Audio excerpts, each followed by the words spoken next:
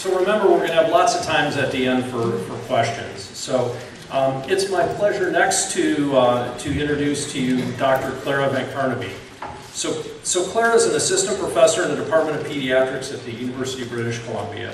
She's a pediatrician and a biochemical geneticist at BC Children's Hospital, and is part of what's called the Center for Molecular Medicine and Therapeutics and the Child and Family Research Institute there. So, and what she's going to tell us about today is really, you know, when families come into children to the hospital, and particularly in a newborn period when a child's born and is not meeting its milestones, this is an incredibly traumatic time for the family, for everybody involved. And Clara's going to walk us through kind of how genomics is impacting the care and management of these children. So, Clara.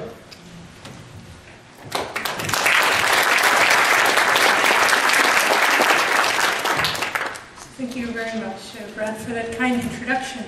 It's a great pleasure for me today to speak with you, and I hope indeed it will be a discussion about how genomics is transforming our care for rare diseases.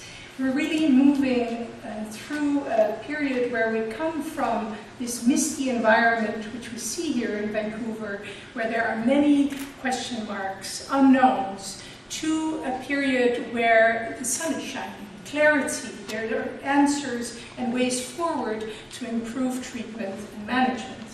Before I go on, I must make a disclaimer, and that's about this thing that was discovered 40 years ago, a little bit after I was born. I have it with me because it's my remote control for these slides, so bear with me, not because my parents passed on the rudeness gene. So here I go. So before I go on to speak about genomics in rare disease care, I think it's good to speak about rare diseases. Collectively, these are common. 1 in 12 Canadians is affected by a rare disease, and this means there are thousands of different rare diseases. Something else that's common is that these rare diseases often display or manifest with symptoms that are common. So it's not the weird things, but it's often the common things which are due to something very rare which changed in one single gene in what we call the genome. When we think about BC Children's Hospital, which is of course a unique setting given the fact that it's the only academic hospital for children in our province, serving 2 million people, we now know that more than 50% of our patients suffer a genetic disease and are therefore followed. The bad news is that we often don't know what or which gene is causing their symptoms. And this is not surprising given what the previous speaker explained, that we have these huge chromosomes which carry 20,000 different genes. Each gene on their own can consist of about 100 to thousands of beads, and it takes only one change in a bead or a letter of the alphabet of DNA to cause a disastrous disease. So how do we go about finding that single bead in the millions that we carry in each cell of our body? The other problem is, of course, that if we don't know what's causing a disease, and Dr. Popovich alluded to this, how can we properly treat and care for our patients? And those pictures that I included are, of course, of the province, showing that, of course, these diseases affect children throughout British Columbia, but more importantly, in the different clinics in our ambulatory care buildings. So think of diseases in cardiology, heart diseases, diseases of the blood, rare cancer types, immune system, the kidney, the liver, and so on and so forth. More than 50% of these patients have symptoms due to a rare disease. So here I want to show you the importance of an early diagnosis of a rare disease. This boy presented with delays in development, an infantile Parkinson disease.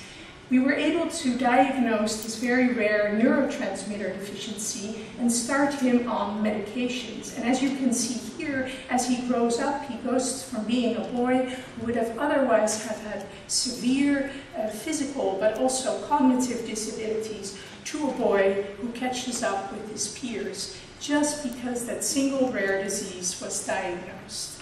Now he's 12 years old, and when we asked his parents, can we show this video, can we share it with people in BC and around the world to make sure that we as physicians care for rare, they said, well, let us ask our son. And this boy looked at the videos and said, is this me? That's amazing, I'm going to place it on Facebook.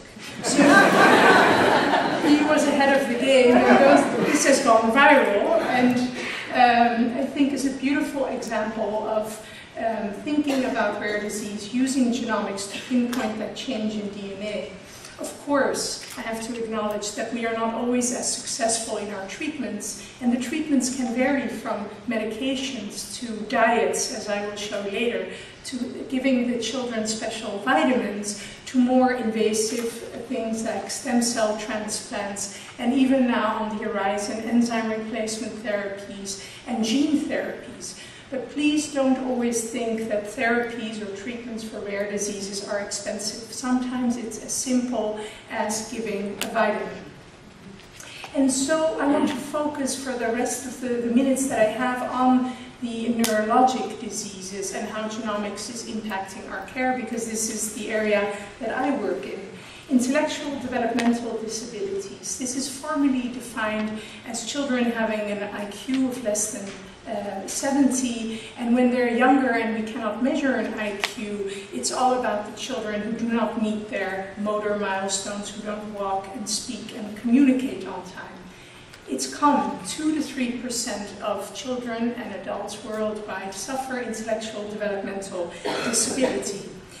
What's even more worrisome is that the comorbidity is extreme. So these children often have epilepsy, autism, behavioral disturbances, hearing, vision loss, other organs which are affected. And you can imagine, because of all this, the healthcare costs are immense. These have been estimated to exceed that of heart disease and cancer combined, chronic, lifelong conditions. But most of all, a huge emotional burden to the patient and family, especially when the cause of the disability is unknown. And there comes the challenge for the clinicians dealing with these children, to whom the simple question is asked, what is causing the problem in my child? These are the questions I and many of my colleagues deal with every day. Thousands of different rare conditions can cause a problem in brain development. How do we find that single cause, that needle in the haystack? We know that when we think in the third world countries, the difference between environmental and genetic factors alters from that. In Canada, for example, here we know that genetic diseases are the most frequent cause of intellectual disability. But even knowing that, we have seen over and over that these patients go through a diagnostic odyssey. Many specialist visits, many tests, admissions, and a true, I have to say, suffering for the family, especially if we cannot find an answer. So it's costly and time-consuming. And before the advent of genomics, there was a lack of answers and, more frightening, irreversible brain damage like you saw in the boy. If we hadn't been on time in diagnosing and treating him, we wouldn't have been able to change his outcome.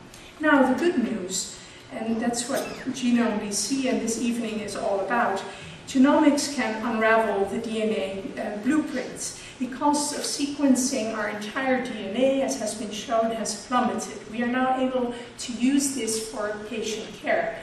But I have to say, in rare diseases, we are still at the stage of research and now turning it and making it available for many children in our province. So we are scrutinizing these 20,000 genes at once. And this takes a huge bioinformatics capability, IT capacity, and a collaborative interpretation of all this data between the clinicians and the geneticists with the bioinformaticians. As I said, looking through billions of information pieces for one or two single rare damaging DNA variants.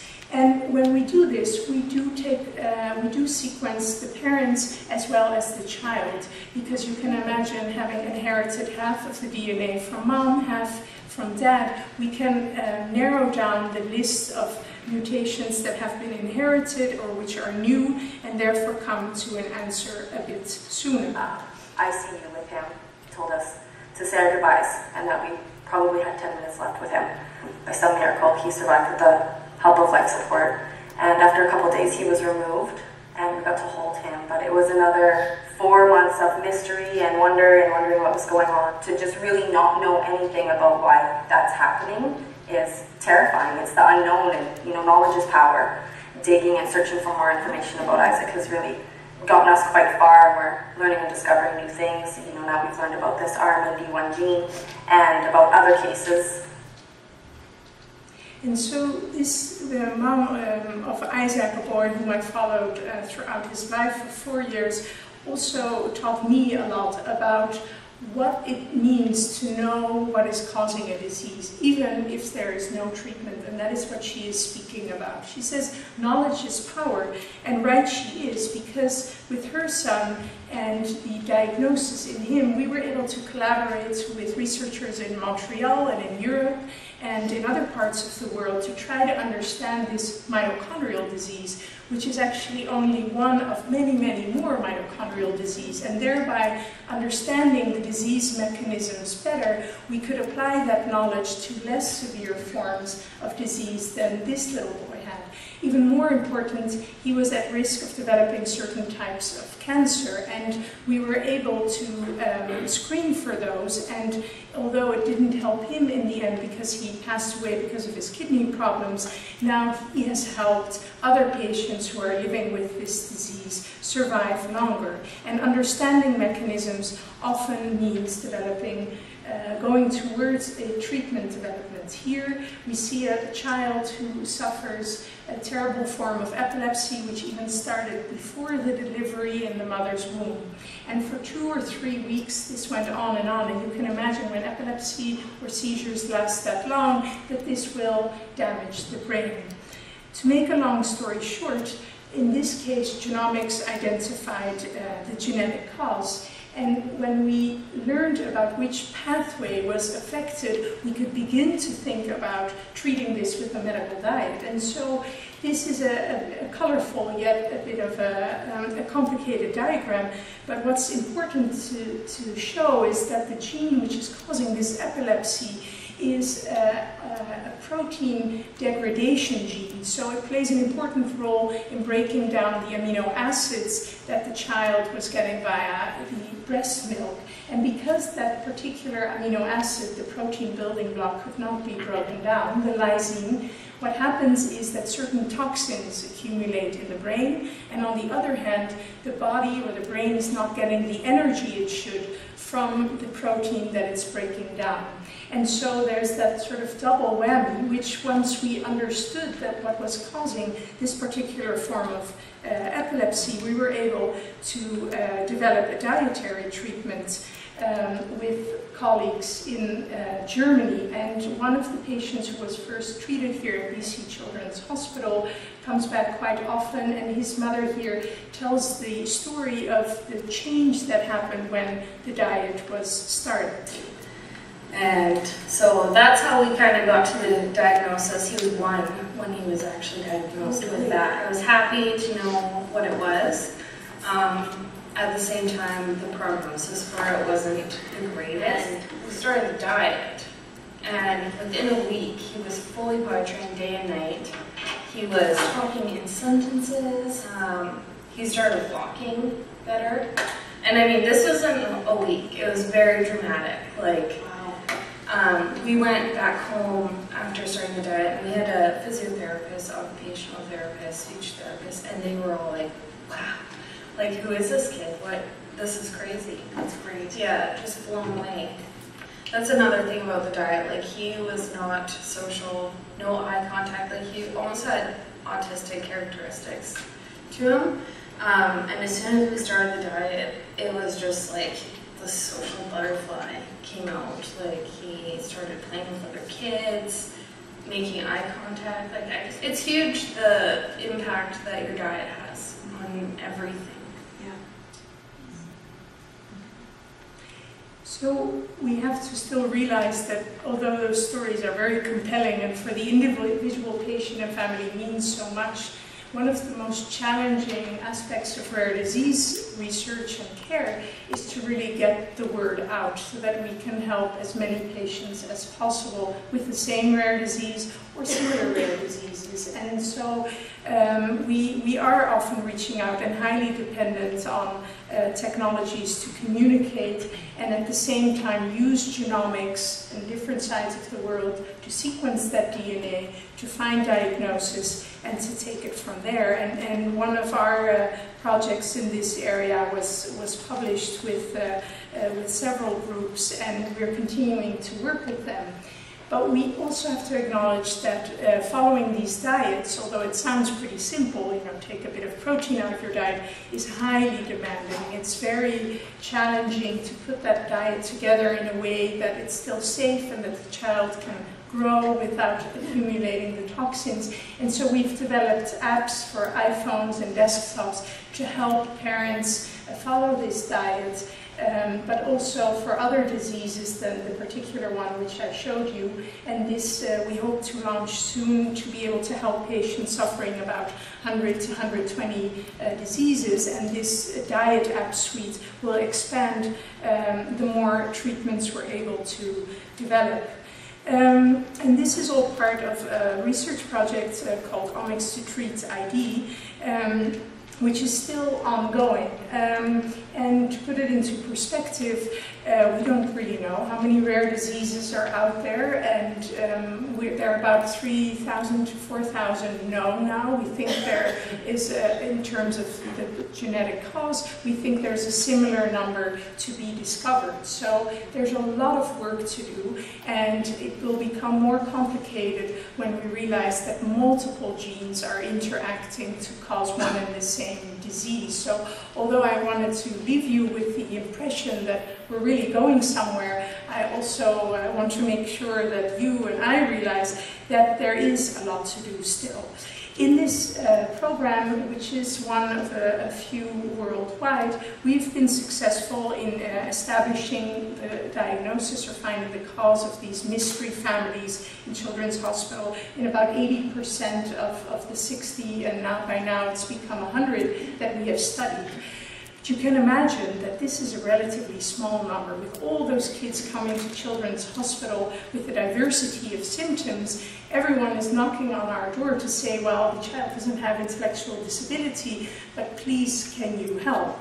And the good thing is that with collaborations and proper funding, we have been able to show that for these kind of families, the Genomics is a cost-effective test. Here you see a pie chart of a single patient whose total costs of testing to find that diagnosis were over $30,000. And the different colors demonstrate the different types of tests done. So many single gene tests where we go from one single gene to the next of the 20,000, but also MRIs, which maybe could have been avoided, and other testing.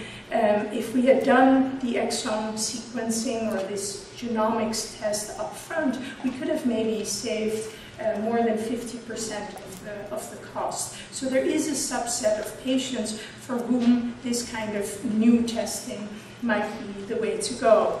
And we think that, you know, we should, as other provinces are doing, and we take a leading role in that, ride this genomics wave and make sure that we provide tailored care for rare disease patients in British Columbia. Ultimately, we want to prevent diseases, and Dr. Popovich alluded to that, newborn screening for diseases which can be treated with diets. Now we're looking at the chemical markers. In the future, we may look at the DNA markers using genomics. That's still a way away. 2015, we are glad to announce that instead of doing this kind of genomic sequencing only in the research scope, we will also be providing it as a clinical service. Still a research program, but helping many more families with this kind of diagnostic tests. over 500 patients and families. These can be referred by different specialties in all these different areas of Children's Hospital. And we expect a diagnosis to find this in about 50% of families. In those families, we hope that we can properly adapt management and truly improve outcomes, and definitely provide information and answers to families, and as was said before, provide appropriate genetic counseling and recurrence risk in future pregnancies. The other 50% of families will go into that research arm, and there we will start looking for new diseases and new mechanisms. And we are grateful to the funders who are listed at the bottom of the slide, and for Children's Hospital and PHSA for helping out. I want to end with acknowledging my many colleagues who day in, day out contribute to all this work that I have shown here. It truly takes a village to translate DNA into better health. And last but not least, of course, the patients and families who teach us every day. Thank you very much.